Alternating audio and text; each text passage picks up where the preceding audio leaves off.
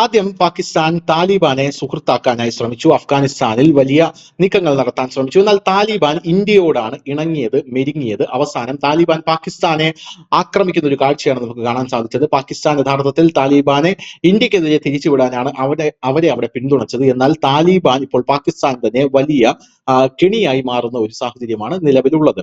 സമാനമായ രീതിയിൽ ചൈന പാകിസ്ഥാനിൽ കടന്നുകൂടി പല നിർമ്മാണ പ്രവർത്തനങ്ങളും നടത്തി. ഖൈബർ പക്തൂൺഖ്വ മേഖലയിൽ അടക്കം സാമ്പത്തിക ഇടനാഴിയുടെ നിർമ്മാണ പ്രവർത്തനങ്ങൾ, പാക് അധീന കശ്മീരിൽ ചൈനയുടെ കോറിഡോർ കടന്നു പോകുന്നു.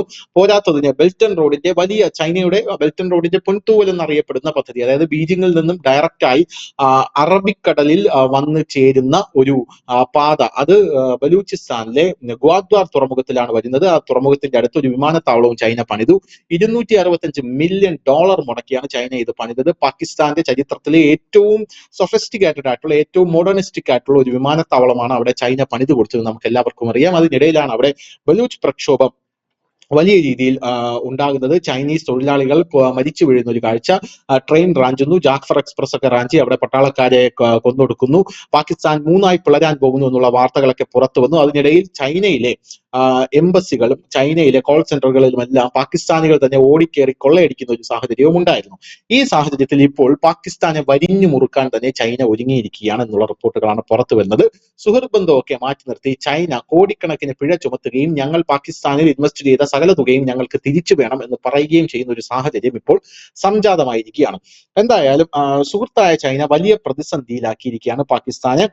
ബലൂചിസ്ഥാനിലെ ട്രെയിൻ റാഞ്ചിലും നൌഷേക്കിയിലെ സൈനിക വാഹന വ്യൂഹത്തിന് നേരെയുണ്ടായ ആക്രമണത്തിലും പാകിസ്ഥാൻ സർക്കാരിന്റെ പരാജയം വ്യാപകമായി ചർച്ച ചെയ്യപ്പെടുകയും നാണക്കേടുണ്ടാക്കുകയും ചെയ്തിട്ടുണ്ട്. അതേസമയം അവരുടെ പ്രത്യേക സുഹൃത്ത് എന്ന് വിളിക്കപ്പെടുന്ന ചൈനയും പാകിസ്ഥാനെ വലിയ കുഴപ്പത്തിലാക്കി. പാകിസ്ഥാനിൽ നിരവധി ചൈനീസ് പദ്ധതികൾ നടന്നുകൊണ്ടിരിക്കുകയാണ്. എന്തായാലും പാകിസ്ഥാനിന് ചൈനയുടെ വലിയ ഭീഷണി വന്നിരിക്കുകയാണ്. പാകിസ്ഥാനിലെ ചൈനീസ് പദ്ധതികൾക്കും ഭീഷണി വന്നിരിക്കുകയാണ്. പാകിസ്ഥാനിലെ ബലൂചിസ്ഥാനിലെ നിലവിലെ സ്ഥിതി വളരെ മോശമാണ്. ബലൂച്ച് ലിബറേഷൻ ആർമി വർദ്ധിച്ചു വരുന്ന ആധിപത്യം ചൈന പാകിസ്ഥാൻ സാമ്പത്തിക ഇടനാഴി പദ്ധതി ഉയർത്തുന്ന ഭീഷണി വർദ്ധിപ്പിച്ചിട്ടുണ്ട്.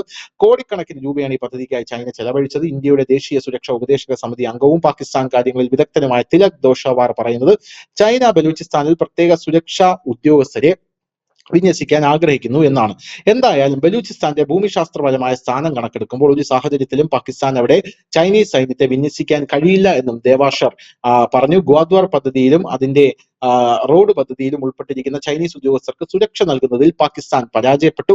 ഈ പ്രദേശത്ത് നിരവധി ചൈനീസ് ഉദ്യോഗസ്ഥർ ജോലി ചെയ്യുന്നുണ്ട്. അവരെ BLA ലക്ഷ്യമിടുന്നു. അത്തരത്തിലൊരു സാഹചര്യത്തിൽ പാകിസ്ഥാന് നൽകിയ വായ്പാ പണം തിരികെ ആവശ്യപ്പെടാനും പിഴ ചുമത്താനും ചൈന ആലോചിക്കുന്നു എന്നാണ് നമുക്ക് മനസ്സിലാക്കാൻ സാധിക്കുന്നത്.